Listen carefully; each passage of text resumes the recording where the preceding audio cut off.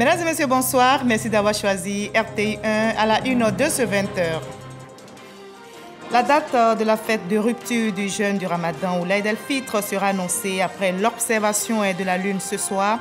Le COSIM, Conseil supérieur des imams, des mosquées et des affaires islamiques, s'attelle à l'observation lunaire en vue d'officialiser la date de la fête de l'Aïd el-Fitr ou Ramadan.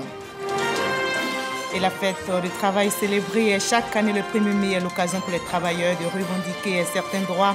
Nous irons à la découverte d'un non-voyant qui est travailleur. Il est menuisier. Il s'agit de Joël Sego Yapo, non-voyant depuis la naissance. Et malgré sa défaillance visuelle, Joël pratique avec passion et acharnement le métier de la menuiserie. Et où en sommes-nous avec le schéma directeur d'urbanisme du Grand Abidjan? Quel est l'état d'avancement? Le comité de facilitation de suivi de ce projet s'est réuni pour faire l'évaluation.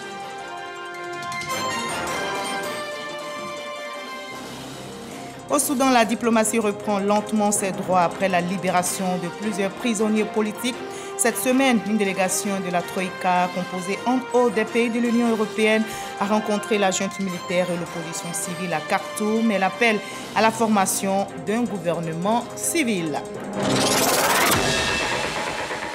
Soyez les bienvenus sur RTI1. Ajoutez à notre rendez-vous culturel de samedi. Nous parlerons littérature aujourd'hui avec notre invitée, l'écrivaine ivoirienne Mawa S. Bakayoko.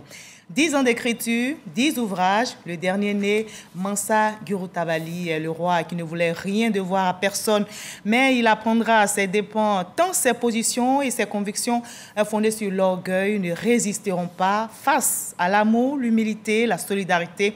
Et comme à ses habitudes, l'écrivaine ivoirienne, avec sa plume, nous fait voyager à travers le continent africain en nous abreuvant des us et coutumes. Bonsoir, Mawa S. Bakayoko. Bonsoir, Madame Goura. Mansa Gurutabali, je prononce bien, j'espère. Absolument, très bien dit. Et c'est votre 10e ouvrage qui marque aussi vos 10 ans d'écriture.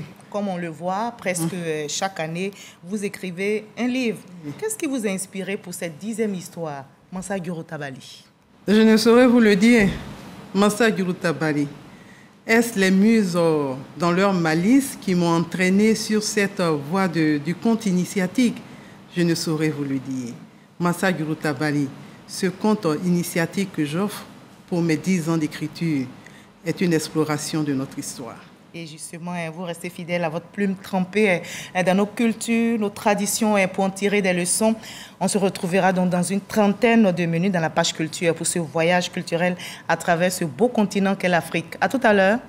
Mawa S. Bakayoko.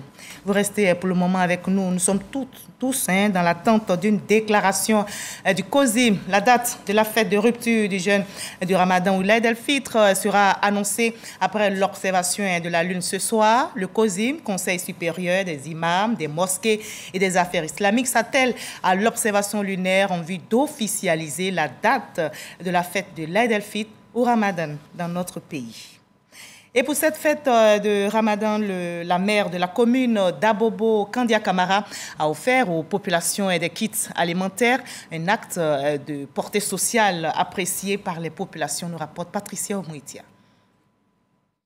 Ce don, composé de 315 cartons de kits alimentaires à la population d'Abobo à la veille de la fête du Ramadan, a pour but d'aider les populations les plus démunies à passer de bonnes fêtes.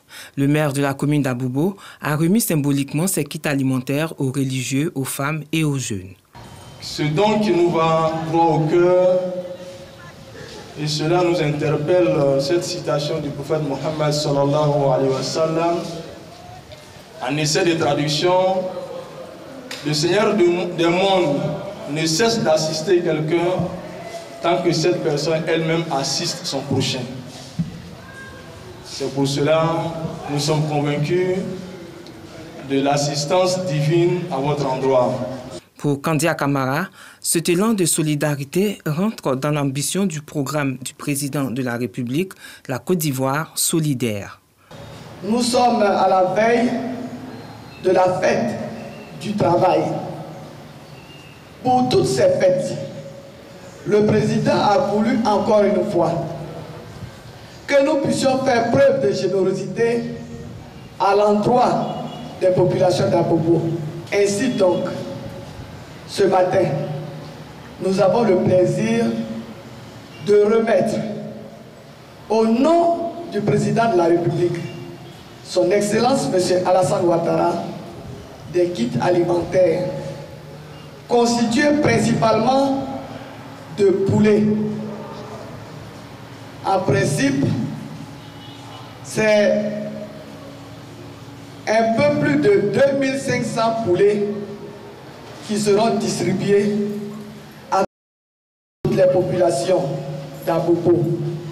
En plus des kits alimentaires, des dons en numéraire ont été offerts aux différentes couches de la population de la commune d'Abobo. Et le mois de Ramadan, mois de jeûne, de dévotion, de privation, est aussi facteur de communion et de cohésion sociale. Nos reporters Serge Pakomdidi et Godefroy Kambawa ont sillonné quelques quartiers du district d'Abidjan. Et vous allez le voir, comment fidèles musulmans et chrétiens, faisant fi de leur appartenance religieuse et ethnique, communient ensemble, posent des gestes de solidarité, de fraternité, quand vient le moment de rompre le jeûne. Chauffeurs de bus, de taxis, des artisans exerçant dans les stations de lavage auto, dans des salons de coiffure, rompent le jeûne dans les rues pendant qu'ils sont en plein boulot. Une initiative de jeunes bénévoles qui, 4 fois dans la semaine, témoignent de leur solidarité envers ces personnes exerçant dans ces secteurs d'activité. Ça fait 5 ans maintenant que nous faisons cela. 5e édition. On le fait pour aider toutes les personnes qui descendent du boulot, les étudiants, les passants qui n'ont pas la chance de pouvoir rompre le jeûne. C'est pour faciliter cela, pour prendre un petit bout, le temps d'arriver chez eux à la maison. C'est ouvert à tout le monde, c'est laïque, chrétien, musulman. Notre association n'a pas d'ethnie, elle n'a pas de bord politique, elle est ouverte à tout le monde. On est au volant, on est en train de travailler et puis ça considère que c'est à même moment qu'on doit couper le carême. Quand on nous donne ce genre de trucs, vraiment ça nous fait du bien. Et ils ont toute notre bénédiction. Des chrétiens également associés à ce moment de partage, comme c'est le cas avec cette riveraine qui salue à juste titre cette action. Chrétiens, musulmans, c'est même Dieu là. On est ensemble, on a la même chose. J'apprécie ce que vous avez fait. C'est le cas, continuer comme ça. En tout cas, je vous dis merci.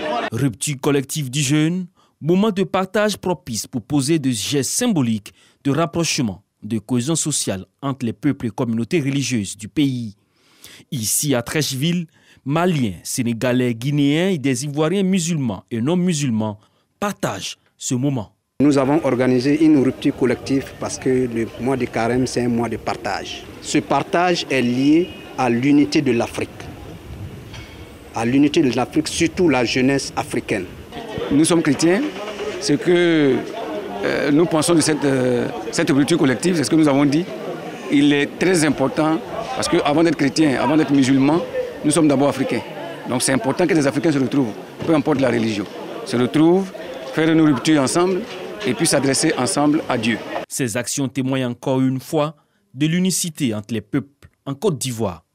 Cela en dehors des barrières religieuses et sociales. Chrétiens et musulmans invoquent Dieu donc pour la paix dans notre beau pays, la Côte d'Ivoire. Et justement, à la faveur de ce mois de Ramadan, le cardinal Koutoua, archevêque d'Abidjan, a adressé un message de vœux et de paix à la communauté musulmane. Il appelle au renforcement de la fraternité entre les différentes communautés. Message recueilli pour vous par Grâce Kando. Jean-Pierre Cardinal Koutoua, archevêque métropolitain d'Abidjan, exprime sa grande estime et sa profonde amitié envers la communauté musulmane en cette fin du Ramadan. Durant ce saint mois, les fidèles catholiques, par diverses initiatives concrètes, vous ont assuré, par leurs prières et leur fraternité, leur proximité dans cette humanité commune qui nous relie en Dieu. Nous le savons tous, le respect mutuel est fondamental dans toute relation humaine, spécialement entre ceux qui professent une croyance religieuse. Ce n'est qu'ainsi que peut croître une amitié durable et sincère.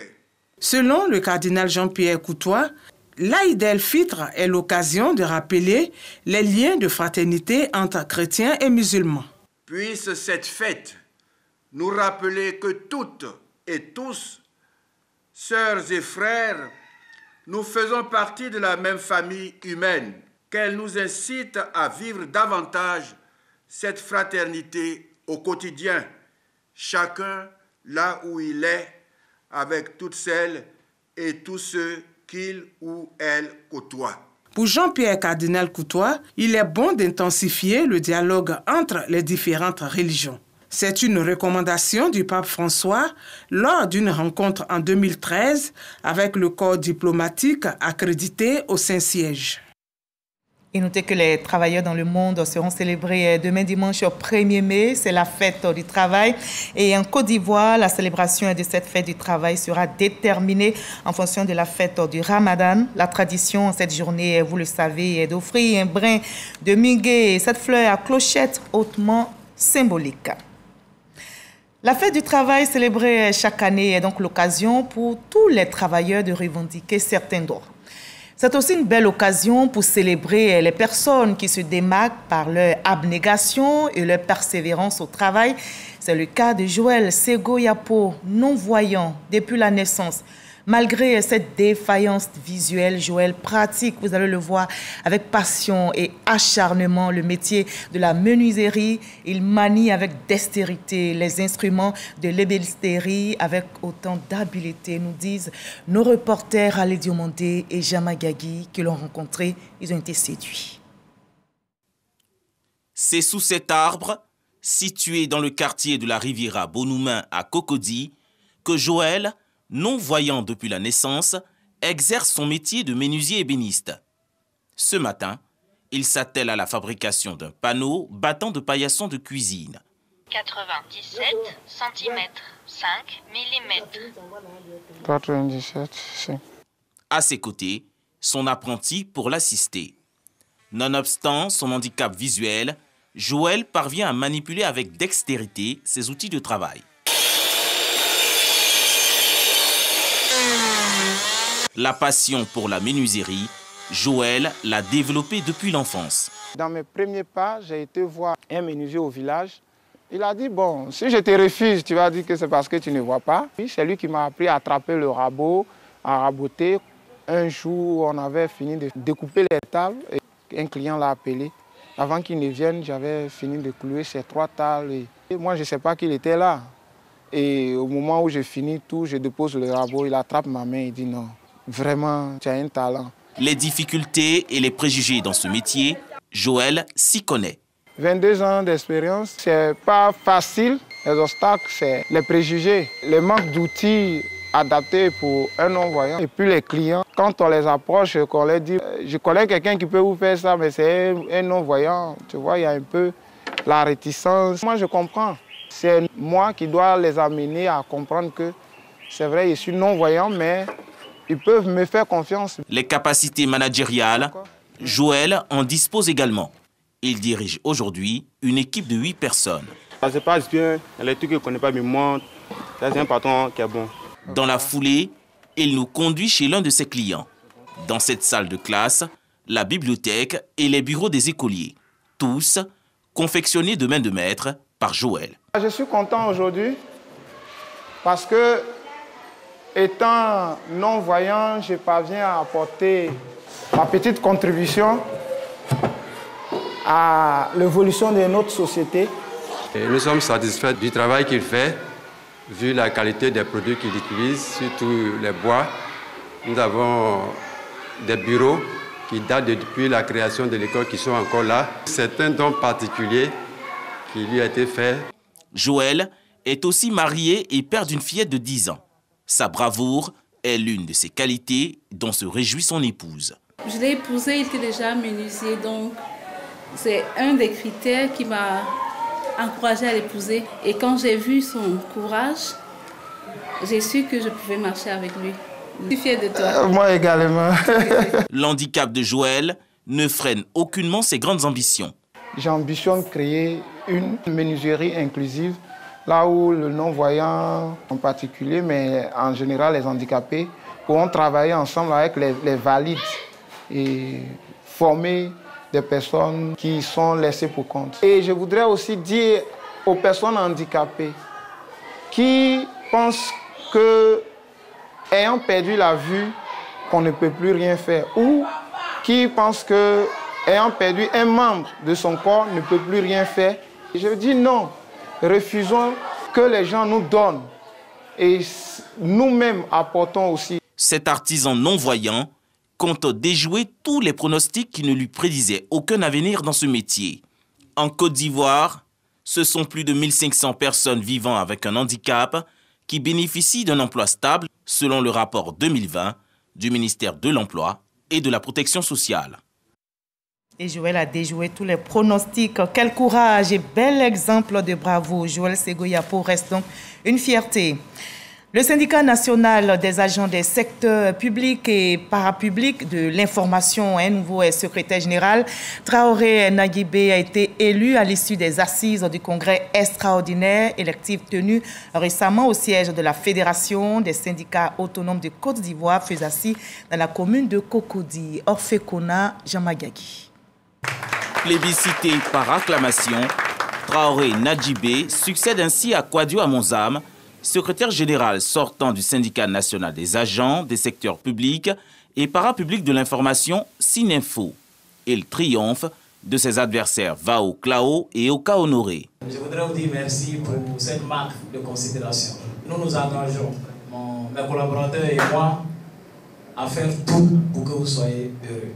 Lors de ce congrès, le secrétaire général sortant, Kwadio Amonzam, a fait part des défis majeurs du syndicat, à savoir la réforme de la grille des métiers. Les gens comptent là-dessus parce que ça va booster le travail à la RTI. La question du genre au niveau des syndicats du ministère de la Communication est une question importante sur laquelle les nouveaux doivent s'atteler pour trouver solution.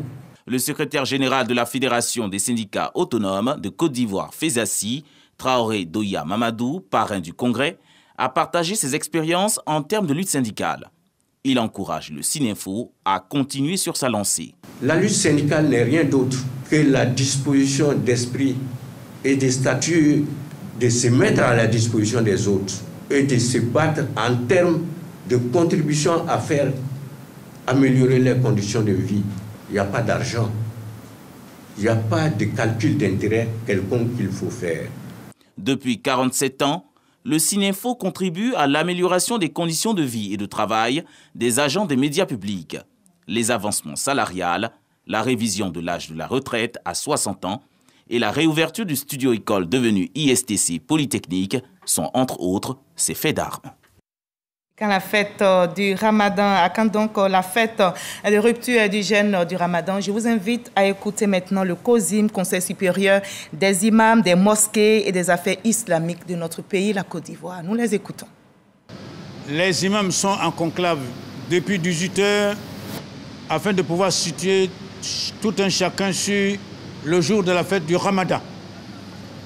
Pour l'heure, nous n'avons pas encore d'informations sur la vision du croissant lunaire dans aucune localité de la Côte d'Ivoire.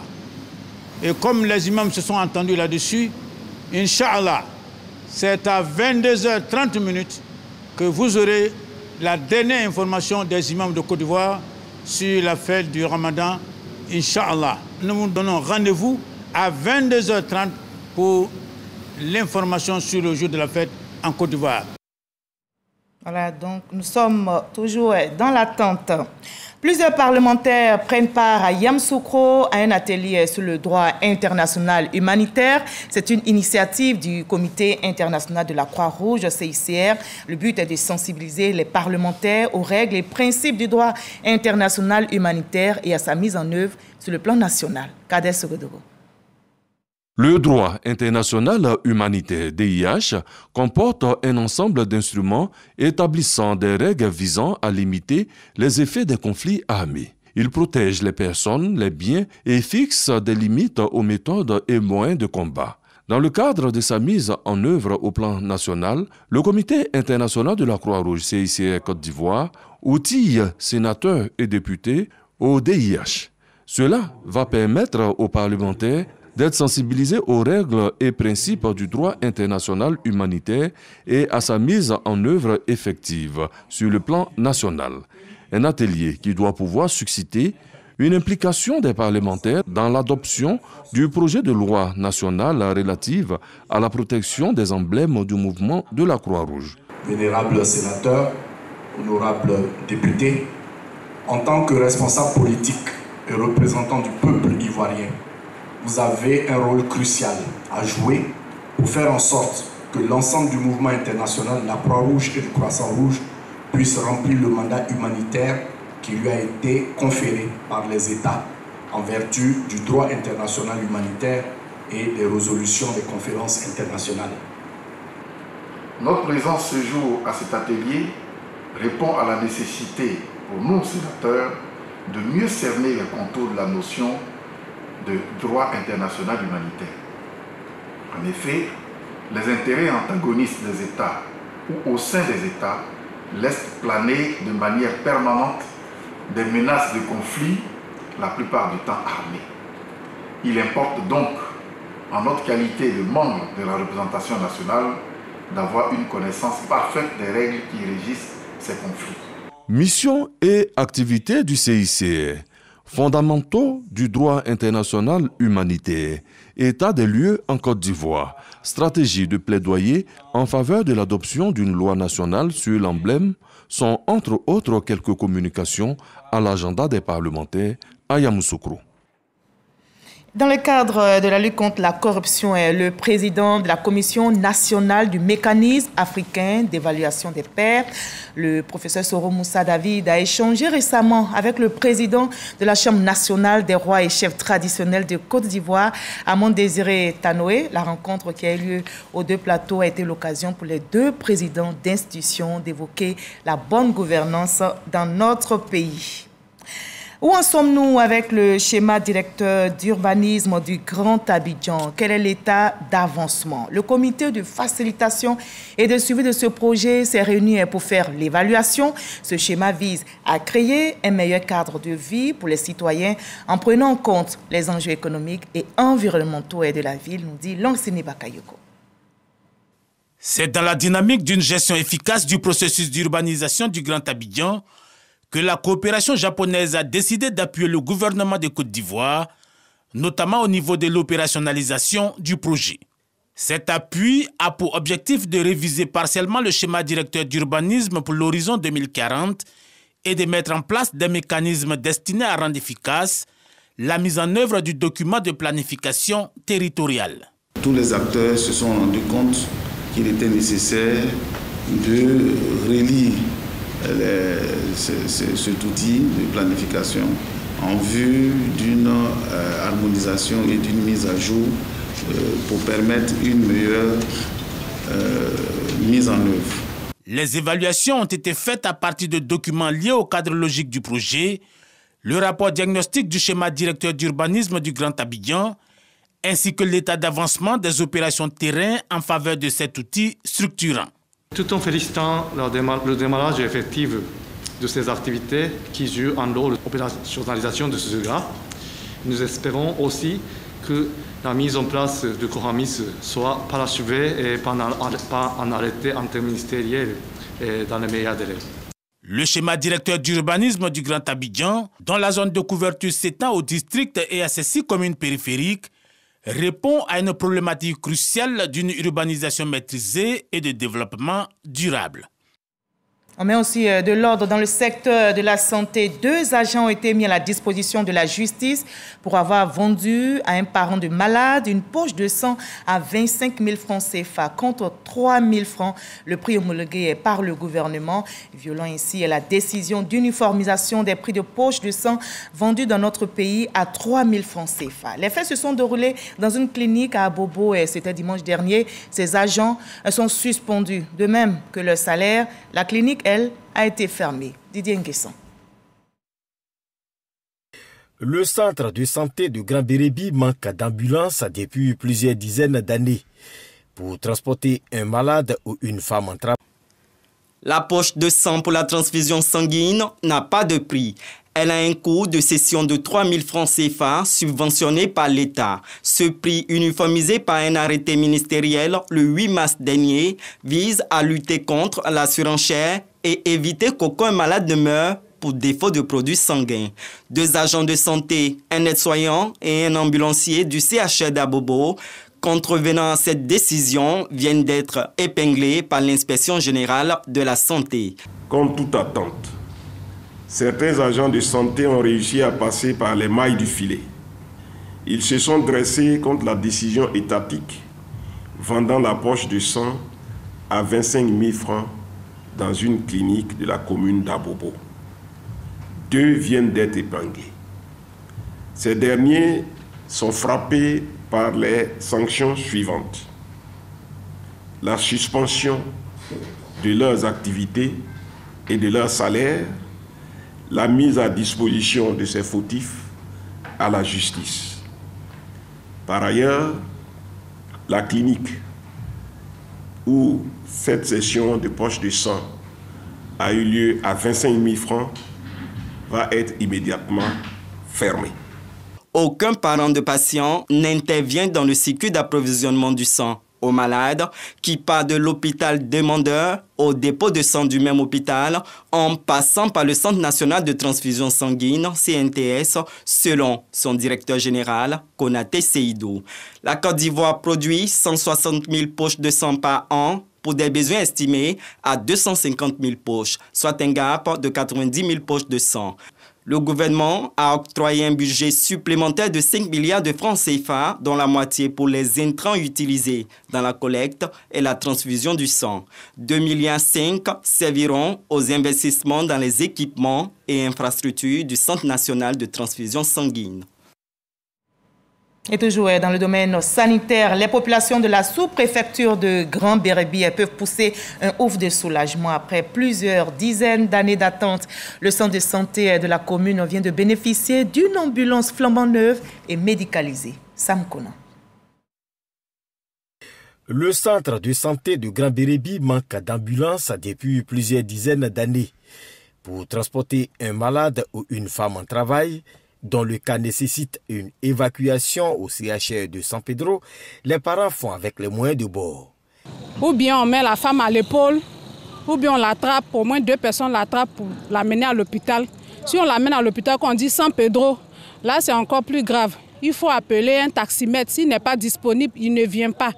Et là, voilà que la femme meurt comme ça dans l'accouchement.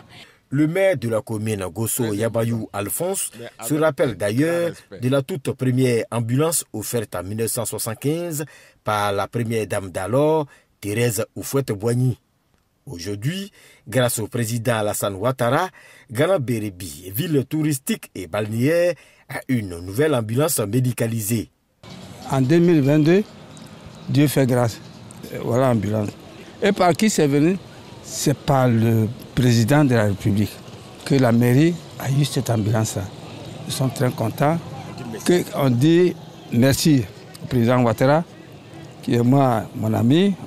Pour le sous-préfet Victoire Vamoudri, qui a réceptionné et remis les clés de l'ambulance au responsable du centre de santé, Grand Bérébi a raison de dire merci au chef de l'État. La sous-préfecture bénéficie de plusieurs actions de développement. Et à l'étranger, au Soudan, la diplomatie reprend lentement ses droits après la libération de plusieurs prisonniers politiques cette semaine. Une délégation de la Troïka, composée entre autres des pays de l'Union européenne, des États-Unis, a rencontré la junte militaire. L'opposition est civile à Khartoum. Elle appelle à la formation d'un gouvernement civil. Et nous sommes samedi, place à l'instant culture de ce 20h.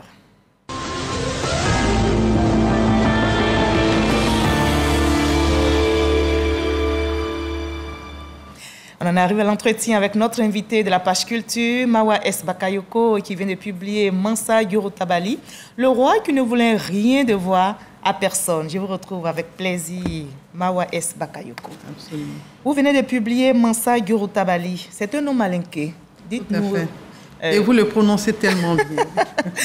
Merci, mais il faut qu'on sache la signification en français.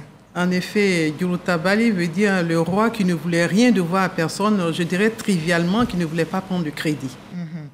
D'accord. Le jeune écrivain Seydou Gounia, qui a préfacé votre ouvrage, vous qualifie d'auteur prolixe. On pourrait le dire ainsi. Parce que vous publiez chaque année Tout à fait. Un livre. Chaque année, on a 10 ans d'écriture, on a 10 livres. On pourrait le dire ainsi. Mais c'est surtout cette passion de partage, un besoin de partage d'écriture. Au-delà des 10 œuvres, je suis tout le temps en train d'écrire. Et ce partage, je le fais de manière quotidienne sur mes pages, sur mes blogs. Et vous êtes encore en train d'écrire, hein? Absolument, j'ai encore l'envie de continuer. Le 10e ouvrage, ce sera donc pour bientôt. Alors, le 11e, on pourra le dire. Tout à fait. Mansa Gurutabali, c'est votre 10e ouvrage qui, comme ça, vous l'avez dit, vos 10 ans d'écriture. Nous allons voir le résumé qu'en fait Franck Wadio et puis on en reparle tout juste après. Mansa, le roi. Gurutabali. Traduction: Mansa, le grand roi qui n'aimait pas contracter de dettes ou de crédit, ou encore le roi qui ne voulait rien devoir à personne. Certitude, prétention et valeurs fondées sur du vent. C'est ce qu'on découvre après s'être abreuvé des pages de cette œuvre qui nous présente un roi déchu laminé par les larves de son propre orgueil et à contrario des personnages comparses porteurs de vérité tels Mansa Nyalikaba, Nasira entre autres. L'auteur de ce récit qui mêle épique et lyrisme est Mawa Bakayoko, romancière et nouvelliste reconnue pour son enracinement culturel multiforme. L'épouse de diplomate qu'elle est s'est imposée cette démarche pour ne pas perdre pied avec ses racines. Elle qui a longtemps, loin du continent, vogué et qui totalise aujourd'hui une dizaine d'années d'expérience d'écrivaine. Cette œuvre comporte 164 pages en 6 chapitres préfacés par Seydou Gougnan, lauréat 2018 du prix national Bernard Dadier. Mansa Gurutabali est une redécouverte du passé glorieux de l'Empire du Mali fondé par Sundiata Keita au XIIIe siècle, un ouvrage qui interpelle sur la fragilité de la notion de nation qui n'existe que par la réalité des valeurs qu'il incarne. Toute une philosophie que notre auteur entend décortiquer ce soir. Et nous sommes ensemble pour décortiquer Mansa Gurutabali, ce roi qui ne voulait rien devoir à personne. Alors dites-nous, Mawa S. Bakayoko, d'où tirait-il ses convictions? Sur quoi les fondait-il? Il l'a dit tout à l'heure, cette conviction, la vie vous donne généralement, je dirais, les cordes à défaire, les nœuds à défaire. Et lui, il comptait plus sur sa force, il comptait plus sur sa puissance de son armée. Donc il n'a pas mis cette partie de l'humanisme, de cette humanité qui devait accompagner son engagement. Et c'était bien dommage. Il s'en rendra compte très vite et ça va lui retourner au visage. Dites-nous, qu'est-ce qui le fera déchanter? Ben, vous savez, le Mansa Gurutabali, il arrive au pouvoir de manière calamiteuse après une guerre fratricide entre son frère. Installé au trône, le mandé dit, lorsque ton pouvoir, pour asseoir ton pouvoir, il faut que l'héritier soit prêt à prendre la charge royale. Et malheureusement pour lui, il n'avait pas de fils. Il n'avait que des filles, au total 15 filles. Et du coup, ça a enlevé un peu de sa superbe. Parce qu'un roi sans fils, imaginez ce que cela donne, ça a été un peu le début de son déclin. Parce qu'il fallait absolument avoir ce fils-là pour prendre la relève quand il ne serait pas là. Et après, il va avoir ce fils, mais ce fils est malade. Ce fils arrive très malade. Le fils ne faisait que convulser.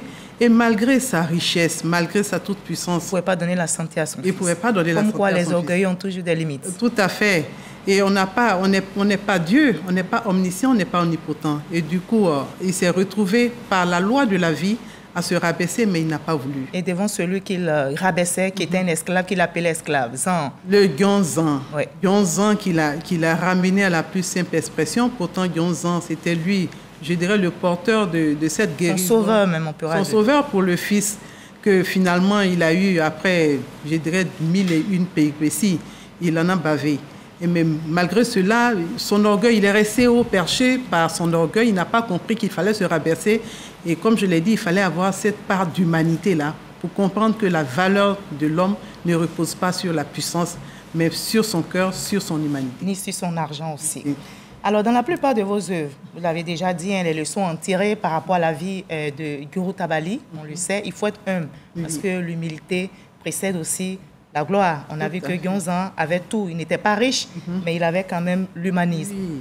Alors, dans la plupart de vos œuvres que j'ai lues avec intérêt d'ailleurs, vous opposez deux mondes. Celui du bien et du mal. Ici, le mal caractérisé par Mansa Gurutabali. et qui est le méchant, adepte de la violence, du complot. Et en face de lui, on a Dionzan, que vous avez évoqué tout à l'heure, qui est le pacifiste, l'humaniste, le gentil. Dites-nous pourquoi, à chaque fois, vous opposez deux mondes. Mais en fait, le monde est fait de dualité. Nous avons le noir, nous avons le blanc, nous avons le faible, nous avons le fort. C'est cela la caractéristique, je dirais, essentielle de la vie. Pour nous croyants, l'unicité, je dirais, n'appartient qu'à Dieu. Mais en tant qu'humain, en tant que monde normal, il y a cette dualité-là. Et forcément, cette dualité se pose dans notre vie au quotidien, dans notre quotidien. Et on doit faire avec. On doit faire avec, mais c'est en cela que je ressors les valeurs que nous devons avoir. Et ces valeurs-là, vous l'avez dit, Zan était caractérisé par Zan. Zan n'était pas riche, il n'avait pas de l'argent, mais il avait de l'humanité, il était plus riche que Giroutabali, parce qu'il avait compris que la vie, la meilleure des vies repose sur des valeurs que nous devons nous approprier. Et des valeurs qui incarnent notre beau continent, l'Afrique. Mansa Giroutabali est aussi, j'ai bien fait la transition, hein, c'est un voyage culturel à travers notre beau continent, l'Afrique.